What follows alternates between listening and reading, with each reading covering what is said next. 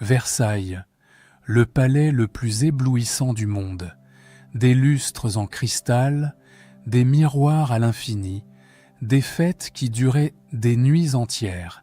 Mais ce qu'on ne vous a jamais montré, c'est ce qui se passait dans les couloirs sombres, loin des dorures. Parce que derrière la splendeur, il y avait l'odeur des corps qu'on évacuait en silence, la nuit, sur des charrettes, pendant que le roi dansait. 10 000 personnes vivaient dans ce palais, des nobles, des gardes, des cuisiniers, des servantes, et parmi eux, on mourait. On mourait beaucoup, de maladies, d'épuisement, de misère cachée sous la soie. Et voici ce que personne ne raconte. À Versailles, même la mort avait un rang. Un prince mort était embaumé, divisé en morceaux, son cœur envoyé dans une abbaye. Un serviteur mort n'avait droit à rien. Pas de tombe, pas de nom, pas de souvenir, juste le silence. Et le plus troublant dans cette histoire, c'est que des milliers de ces corps reposent encore aujourd'hui sous la ville de Versailles, sans que personne ne sache exactement où. Avant de plonger dans cette histoire, dites-moi en commentaire depuis quel pays vous regardez cette vidéo. La France, le Canada, la Belgique, la Suisse ou peut-être encore plus loin. Et si vous aimez les vérités cachées de notre histoire, abonnez-vous. Chaque semaine, on ouvre ensemble des portes que les livres d'école ont toujours gardées fermées. L'histoire commence maintenant. On vous a appris que Versailles était un palais. C'est faux. Versailles n'a jamais été un palais, c'était une ville.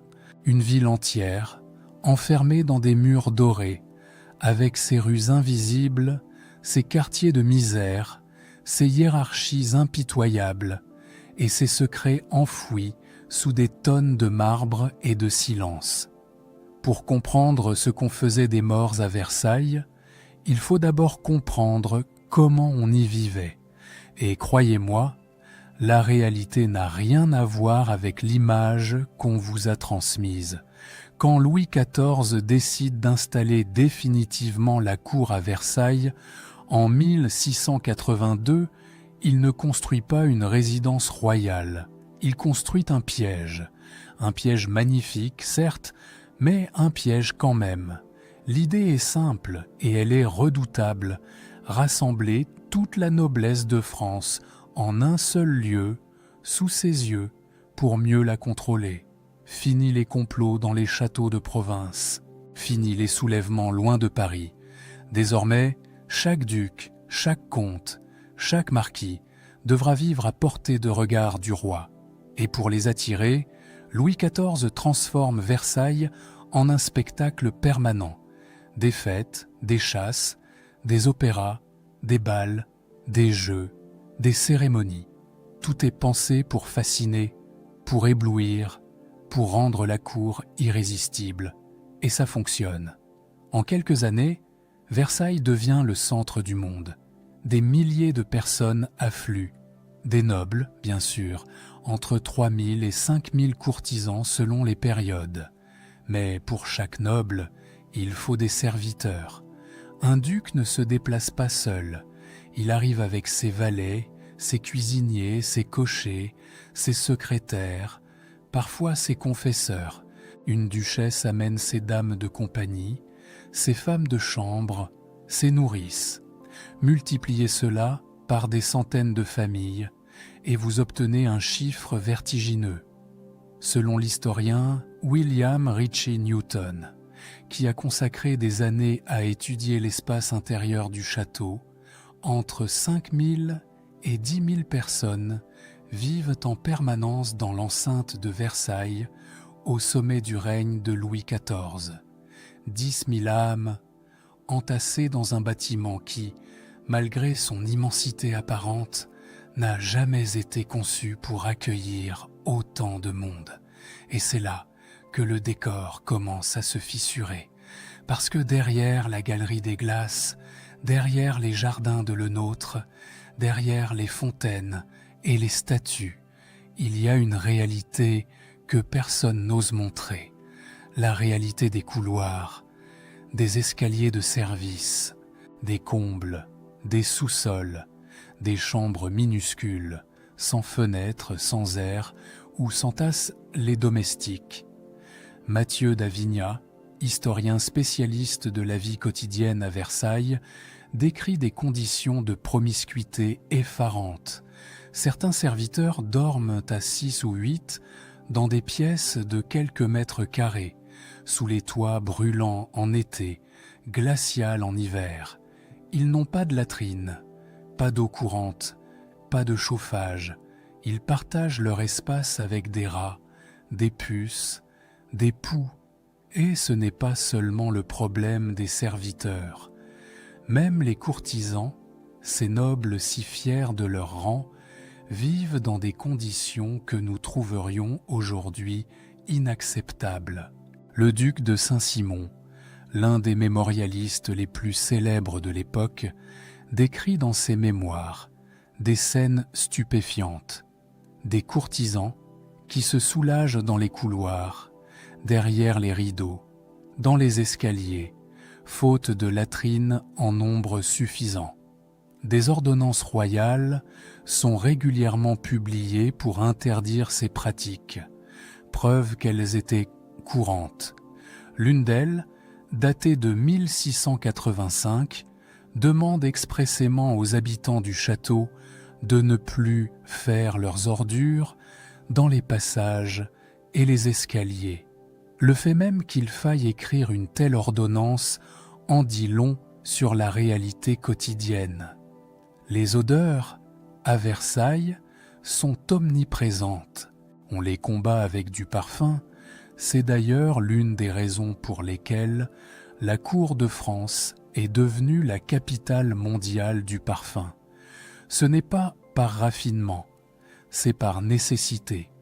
Il faut masquer l'odeur des corps mal lavés, des excréments mal évacués, des eaux stagnantes, des cuisines surchargées, des écuries adjacentes, des animaux qui circulent jusque dans les appartements. Car les chiens de chasse du roi ont parfois plus de place que les serviteurs. Et dans cet univers déjà suffocant, il y a un problème que personne ne veut voir, un problème silencieux, quotidien, inévitable, la maladie, la mort, parce que dans un lieu aussi peuplé, aussi dense, aussi mal ventilé, aussi dépourvu d'hygiène élémentaire, les maladies se propagent à une vitesse foudroyante. La variole, d'abord, le fléau du XVIIe siècle, qui ne fait aucune distinction entre un prince et un palefrenier.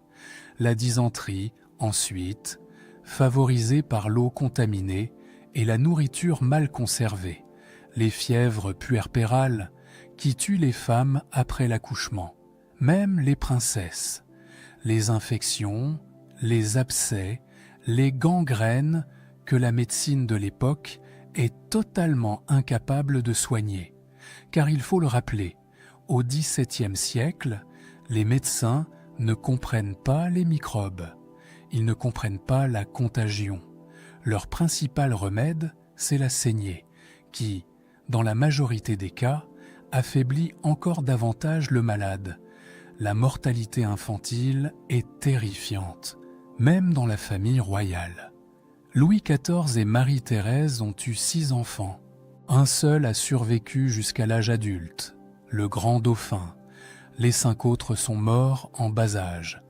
5 enfants royaux, nés dans le château le plus riche d'Europe, entourés des meilleurs médecins du royaume, et morts avant d'avoir pu marcher.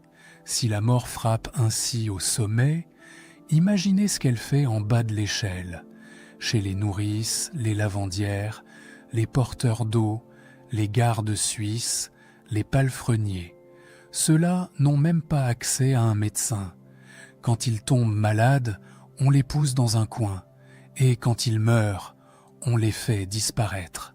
Car voilà le cœur du problème. À Versailles, la mort est un embarras. Elle contredit tout ce que le palais est censé représenter. La perfection, l'éternité, la puissance absolue du roi. La mort est un désordre, une souillure, une faille dans le décor. Et Louis XIV, qui contrôle chaque détail de la vie à sa cour, la façon dont on s'habille, la façon dont on mange, la façon dont on s'assoit, la façon dont on s'adresse à lui. Louis XIV ne peut pas contrôler la mort, mais il peut contrôler ce qu'on en fait. Il peut contrôler ce qu'on en montre, et surtout ce qu'on en cache.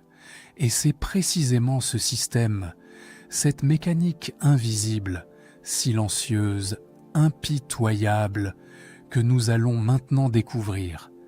Parce que la façon dont Versailles traitait ses morts révèle une vérité bien plus profonde que tout ce que ces miroirs ont jamais reflété. À Versailles, tout était une question de rang, la place qu'on occupait à table, le droit de s'asseoir en présence du roi, le type de fauteuil, un tabouret, une chaise à dos ou rien du tout, la façon dont on frappait à une porte, du bout des doigts pour un prince, de la paume pour un courtisan ordinaire.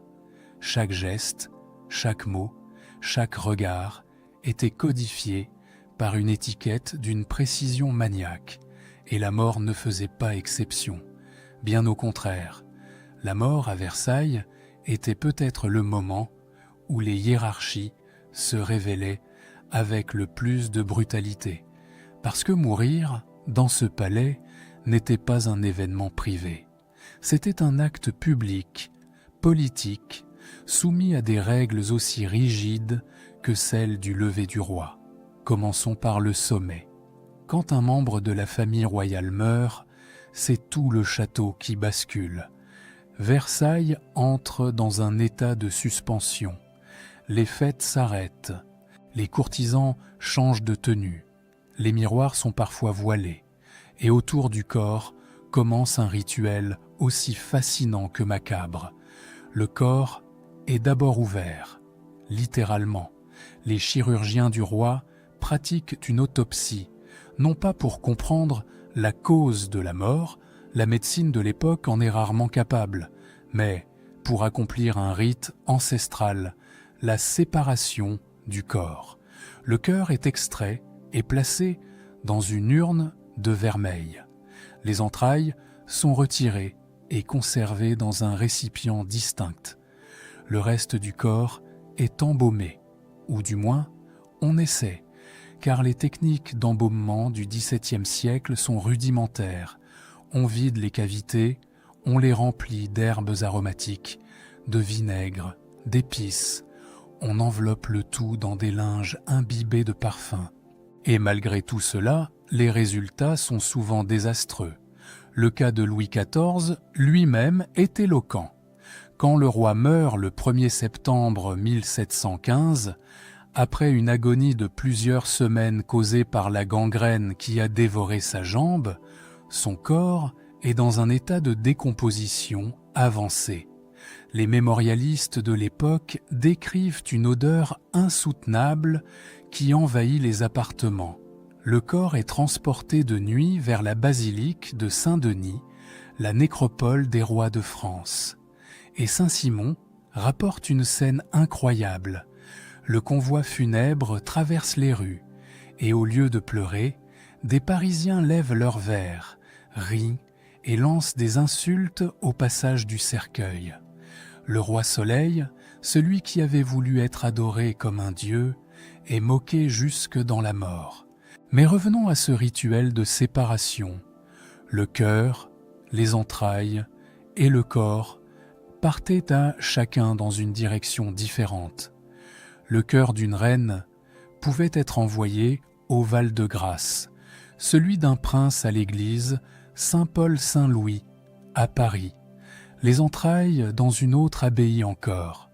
Le corps, lui, rejoignait Saint-Denis, un seul être humain, dispersé en 3 lieux distincts, comme si même dans la mort, un membre de la famille royale devait continuer à rayonner, à occuper l'espace, à marquer le territoire. Descendons maintenant d'un échelon, les courtisans. Pour eux aussi, La mort est une affaire de protocole, mais les règles sont plus cruelles, car tout le monde n'a pas le droit de mourir à Versailles. Cela peut sembler absurde, et pourtant c'est la stricte réalité. Mourir dans l'enceinte du château est un privilège réservé aux plus hauts rangs. Un courtisan de rang inférieur qui sent la fin approcher doit quitter les lieux. On le transporte hors du château, parfois dans un état de faiblesse extrême, pour qu'il aille mourir ailleurs, dans une maison de la ville, chez un parent, dans une auberge s'il le faut. L'important, c'est qu'il ne souille pas les murs du palais par une mort indigne de son rang, et ceux qui ont le privilège de mourir à Versailles bénéficient d'honneurs proportionnels à leur titre. Un duc a droit à une veillée, des prières, un cortège. Un simple baron a droit à beaucoup moins. Tout est minutieusement calculé, hiérarchisé, contrôlé. La mort elle-même est mise en scène.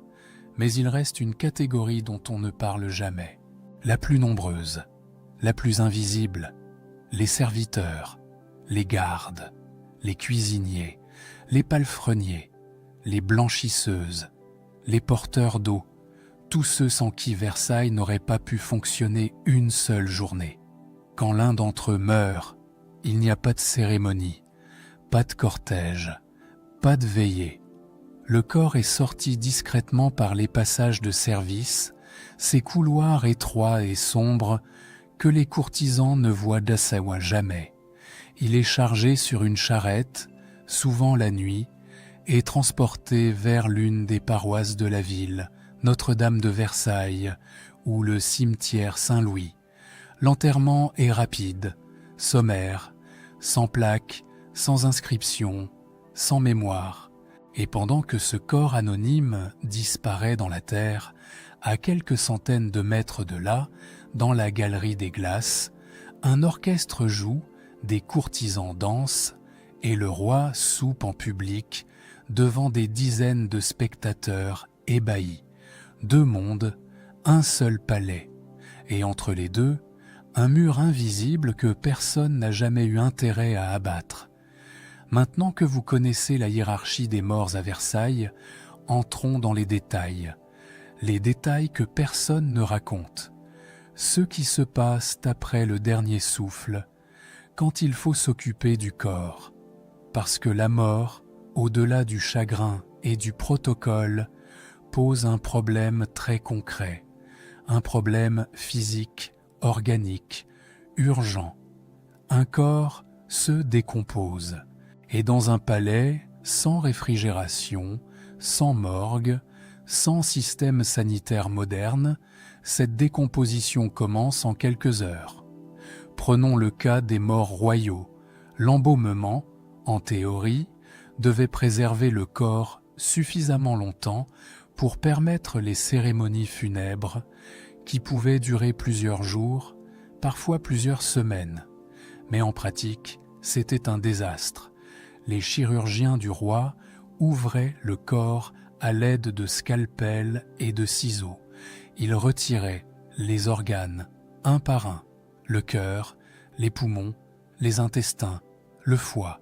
Ils lavaient les cavités avec du vinaigre et de l'eau de vie. Ils remplissaient le vide avec des herbes aromatiques, du thym, du romarin, de la lavande, parfois des épices importées à grands frais. Puis ils recousaient le tout et enveloppaient tout le corps dans des bandelettes imprégnées de baume. Et malgré toute cette procédure, ça ne marchait presque jamais. Le cas d'Henriette d'Angleterre, en 1670, est un des plus révélateurs. Henriette, belle-sœur de Louis XIV, épouse de son frère Philippe d'Orléans, meurt en quelques heures dans des souffrances atroces. Elle a 26 ans. La veille encore. Elle riait, elle dansait, et soudain, une douleur fulgurante dans le ventre, des convulsions, des cris, puis le silence. La cour est sous le choc. Louis XIV est bouleversé, et immédiatement les soupçons d'empoisonnement se répandent comme une traînée de poudre.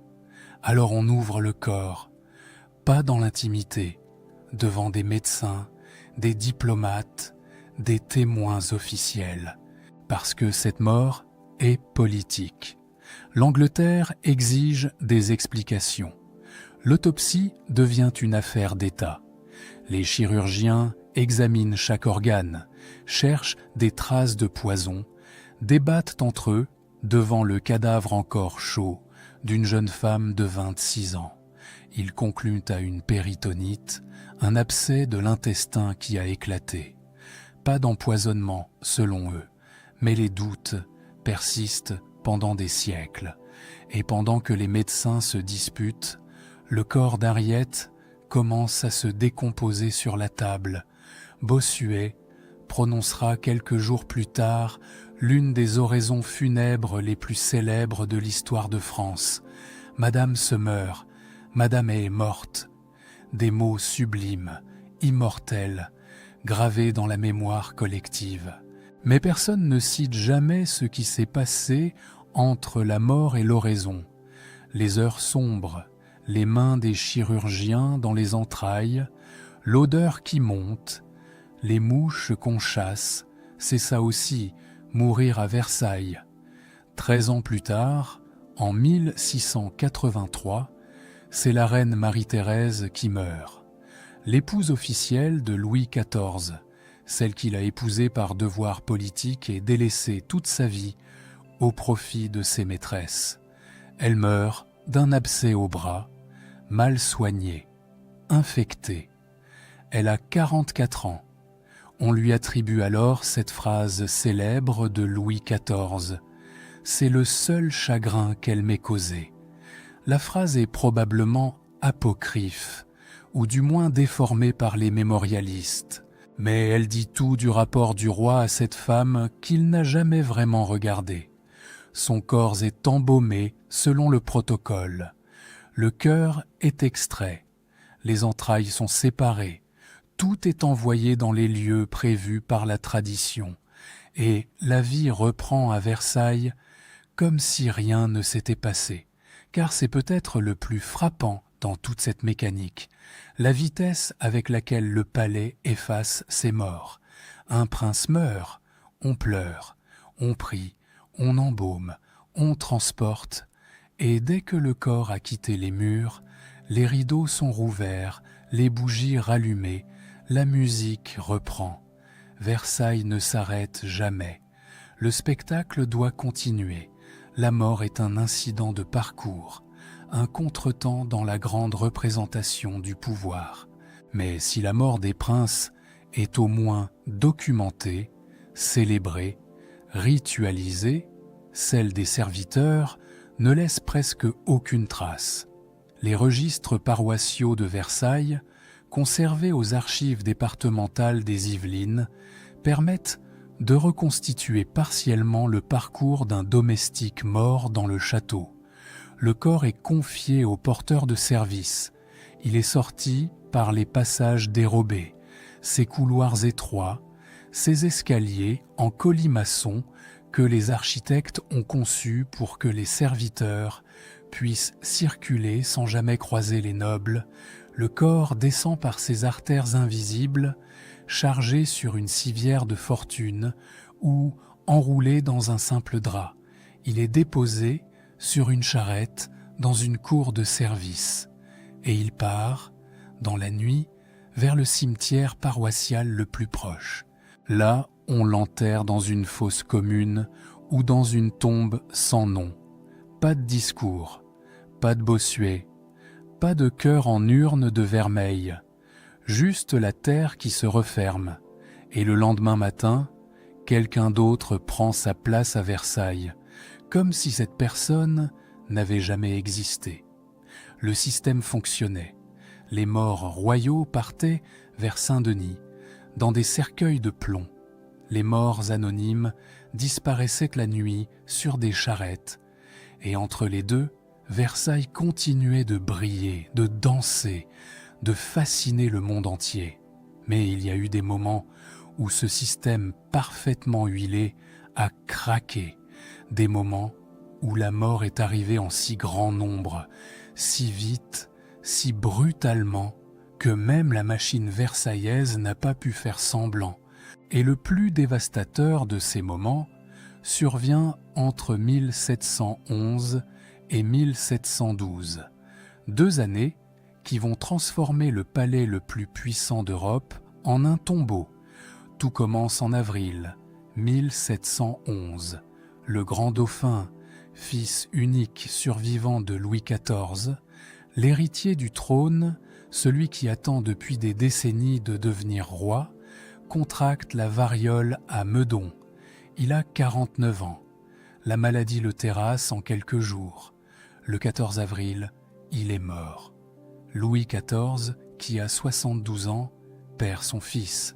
Le choc est immense. Mais le roi se redresse. Il y a d'autres héritiers. Le duc de Bourgogne, petit-fils du roi, est désormais premier dans l'ordre de succession. Il est jeune, brillant, profondément pieux. La cour se tourne vers lui. L'avenir semble assuré. Il ne l'est pas. Moins d'1 an plus tard, en février 1712, la duchesse de Bourgogne tombe malade. Marie-Adélaïde de Savoie.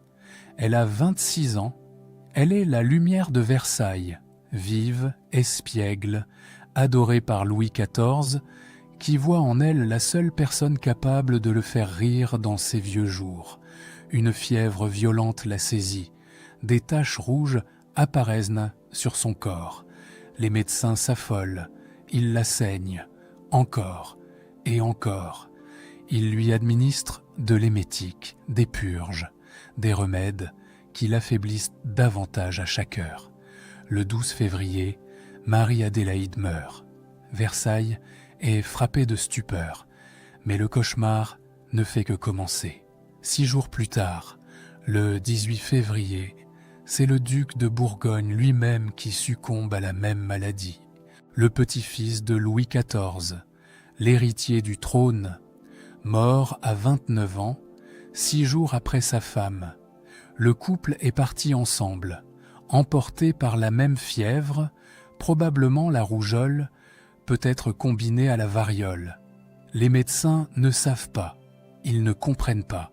Ils continuent de saigner, de purger, de tuer en croyant soigner. Et ce n'est pas fini. Le 8 mars, le fils aîné du couple, le petit duc de Bretagne, 5 ans à peine, meurt à son tour. Même maladie, même symptômes, même médecin impuissant.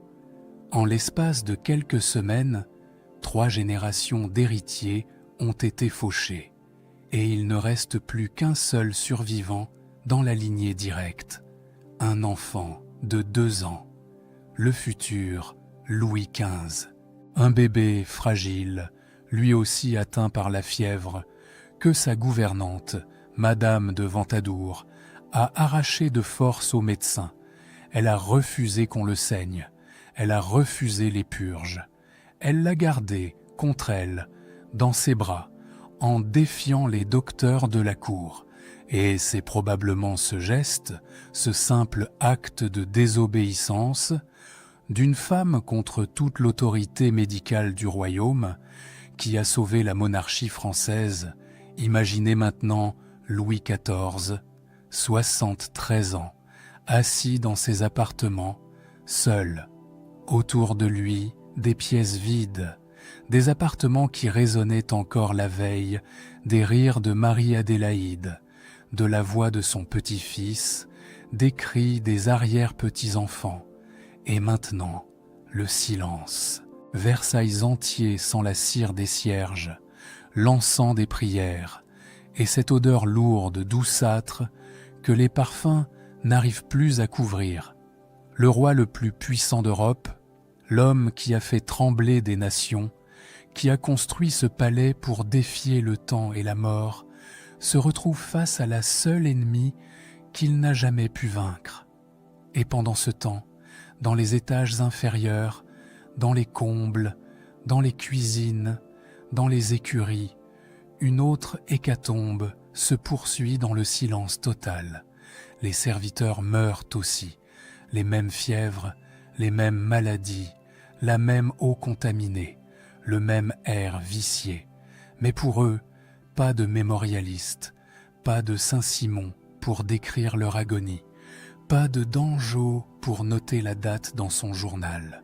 Les registres paroissiaux de Versailles montrent des pics de mortalité brutaux pendant ces années, des colonnes de noms, quand il y a des noms, qui s'allongent page après page. Mais la plupart de ces morts n'ont laissé qu'une ligne d'encre sur un registre jauni quand ils ont eu cette chance. Versailles a tenu, le palais n'a pas fermé, les murs n'ont pas tremblé, mais quelque chose s'est brisé dans ces années-là, quelque chose d'invisible, de profond, que même les dorures et les miroirs ne pouvaient plus dissimuler. La mort avait prouvé qu'elle était la seule véritable maîtresse de ces lieux. 3 siècles ont passé. Versailles est toujours debout. Chaque année, des millions de visiteurs traversent la galerie des glaces, admirent les jardins, photographient la chambre du roi. Ils repartent émerveillés, éblouis par tant de beauté, mais aucun d'entre eux ne se doute de ce qui repose sous leurs pieds, parce que les morts de Versailles n'ont pas disparu. Ils sont toujours là, et parfois ils ressurgissent. Lors de travaux d'aménagement dans la ville de Versailles, des chantiers de voirie, des rénovations de bâtiments, des extensions de réseaux souterrains, des ouvriers ont régulièrement fait la même découverte. Des ossements, des squelettes, des restes humains enfouis à quelques mètres sous la surface, parfois directement sous des trottoirs, des parkings, des immeubles modernes. L'Institut national de recherche archéologique préventive, l'INRAP, a mené plusieurs campagnes de fouilles dans le périmètre de Versailles et a mis au jour des sépultures oubliées, des cimetières effacés, des fosses dont personne ne soupçonnait l'existence. L'ancien cimetière du Parc aux Cerfs, celui de la paroisse Notre-Dame, celui de Saint-Louis, tous ces lieux où l'on enterrait les morts du château ont été progressivement recouverts par l'expansion de la ville. Les tombes ont disparu sous le béton, mais les corps, eux, sont restés. Et il y a une ironie terrible dans cette découverte, parce que les morts qu'on retrouve aujourd'hui sont presque toujours les mêmes, les anonymes, les serviteurs, les domestiques, les petites gens, ceux qui n'avaient pas droit à un caveau de famille, pas droit à une dalle gravée, pas droit à un mausolée. Leurs os sont mêlés, entassés, impossibles à identifier. Ils n'ont pas de nom, pas de visage, pas d'histoire, juste des fragments de squelettes que les archéologues examinent avec précaution avant de les reconditionner dans des caisses en plastique. Les rois, eux, on les a retrouvés depuis longtemps, ou plutôt, on a retrouvé ce qu'il en restait, car les rois de France ont subi un dernier outrage que même Louis XIV n'aurait pas pu imaginer. En octobre 1793, en pleine terreur révolutionnaire, la Convention ordonne l'ouverture des tombes royales de la basilique de Saint-Denis. Pendant plusieurs jours, les révolutionnaires exhument les corps des rois et des reines de France. Ils ouvrent les cercueils de plomb. Ils sortent les restes, certains réduits en poussière, d'autres étrangement conservés. Et ce qu'ils découvrent les stupéfie. Le corps d'Henri IV, mort en 1610, est presque intact. 183 ans après son assassinat, son visage est encore reconnaissable. Les révolutionnaires l'exposent au public pendant plusieurs jours, debout, appuyé contre un pilier de la basilique. Les gens défilent devant ce roi mort depuis près de 2 siècles, le touchent, lui arrachent des morceaux de barbe en guise de souvenir. Puis, comme les autres, il est jeté dans une fosse commune remplie de chaux vives. Les cercueils de plomb sont fondus pour en faire des balles de mousquet. En quelques jours, des siècles de mémoire royale sont réduits à néant. Mais l'histoire ne s'arrête pas là. En 2008, plus de 2 siècles après la profanation, une équipe menée par le médecin légiste Philippe Charlier authentifie une tête momifiée qui circulait depuis des décennies dans des collections privées. Grâce à des analyses ADN et des recoupements historiques, il confirme qu'il s'agit bien de la tête d'Henri IV, séparée du corps lors des exhumations révolutionnaires. Un roi de France, décapité symboliquement 2 siècles après sa mort, retrouvé dans un grenier. L'histoire a parfois un sens de l'ironie que même le meilleur romancier n'oserait pas inventer. Les rois reviennent. On les identifie, on les étudie, on débat de leur réinhumation. Ils continuent de faire parler d'eux, même en morceaux, même en poussière. Mais les serviteurs de Versailles, eux, ne reviendront jamais. Personne ne cherchera leur ADN. Personne ne reconstituera leur visage. Personne ne prononcera leur nom. Ils resteront ce qu'ils ont toujours été, le fondement invisible d'un monde qui ne les a jamais regardés. Et c'est peut-être là que se trouve la leçon la plus profonde de toute cette histoire. Versailles, dans sa magnificence absolue, était aussi une machine à trier les êtres humains, vivants et morts, visibles et invisibles, ceux qui méritaient un cœur en urne de vermeil et ceux qui méritaient une fosse sans nom. Ce système n'était pas un accident, c'était un choix politique, social, moral, et ce choix en dit plus sur la France de l'Ancien Régime que toutes les dorures de la Galerie des Glaces.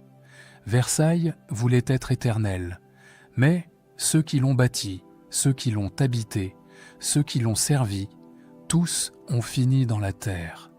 Et tandis que les lustres brillent encore au-dessus des touristes du XXIe siècle, quelque part, sous les pavés, sous les jardins, sous la ville nouvelle, des milliers de corps reposent sans nom. Ils sont le vrai fondement de Versailles, et leur silence est peut-être la seule vérité que ce palais n'a jamais su raconter.